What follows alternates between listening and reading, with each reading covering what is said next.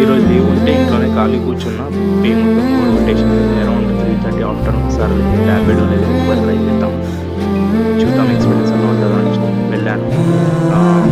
4 hours try చేశానండి. Like 3:30 నుండి 8 వరకు ట్రై చేశాను. 4.5 hours. నా ఎర్నింగ్స్ వచ్చేసి 320 రూపీస్. 8 రైడ్స్ కొట్టాను.